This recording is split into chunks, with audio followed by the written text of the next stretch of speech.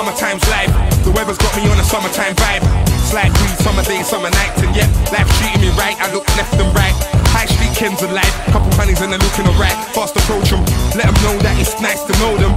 And of course I got an internet modem. MySpace, Facebook, take a look, leave a comment on my page. Got new beats to show them. New life, new team, now I'm rolling. Chris believes in the park where I'm strolling. Ice cream van on a 12-hour shift. I bet you when he reaches home, it's paper that he's folded. And my flow's golden. So in demand, can't you see I was chosen? It's my time. It's my time, and I'm ready to go.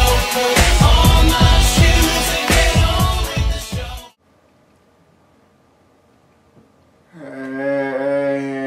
Hey, yeah, right. So welcome to the Sporadic Re-Steep, first episode in a very long time. I decided to go back to the old name, Sporadic Re-Steep, just because I think more people know it by that name, so hopefully I could get maybe over 15 views this time, who knows. And today we're going to be talking about the Wolfman, and the reason that I decided to do a video as opposed to doing like just something written on Facebook like I've been doing for the past few movies is just to give hope to all the people of Calgary. You know, winter's been raging now since like November. Still got probably a good solid month or so, or 2 months maybe of winter. But the summer movie season and summer is within view. It is within reach. Because, you know, Wolfman just came out on the 12th, I think. Then we got Shutter Island coming out on the 19th. Then we got Alice in Wonderland coming out in March. Then we got Clash of the Titans coming out in April. And then finally the summer movie season starts on, I believe, May 7th with Iron Man 2. So it is within reach. So if you're walking around and you're feeling cold and you're all bummed out because the sun's still setting at like 6 something, just remember, you know, it is in sight.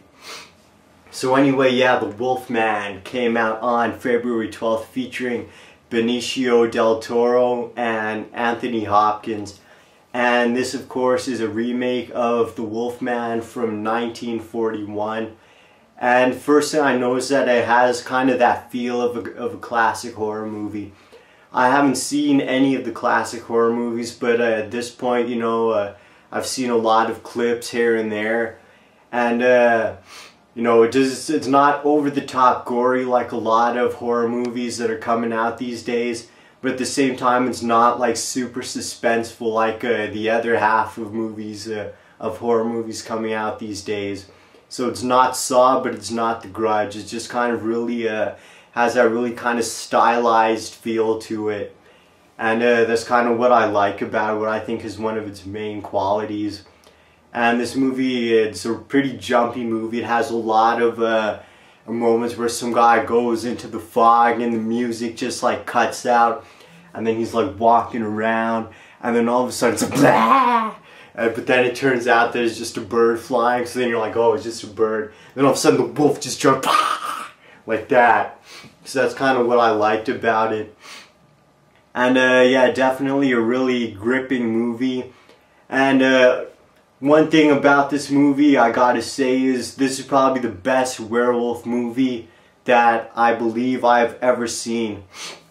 Because like, in my lifetime, werewolf movies have either been like super kind of chongo action adrenaline movies with like all these like tight-fitting like leather suits, leather freaking body suits is like this and shit. Or it's been like Twilight where friggin' Jacob has now destroyed werewolves, because now when you talk about werewolves you gotta talk about Twilight, and all these girls are like, I love werewolves, Jacob. If Jacob was in this movie, he'd pee in his pants straight up. He wouldn't even last a second. So yeah, this movie I believe has finally taken the werewolf to an actual kind of serious platform, kind of a serious movie.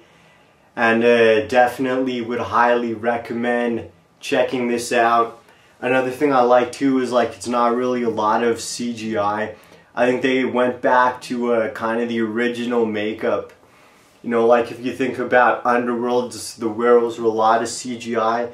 This one, on the other hand, you can tell that when they're in wolf mode, they actually sat in the chair and went through the makeup and that whole process. So definitely would highly recommend checking this movie out. Super gripping, super stylized, you know, really great dark feel to it. And I think that this is definitely going to go down in history as being one of the top werewolf movies. Check it out. Peace.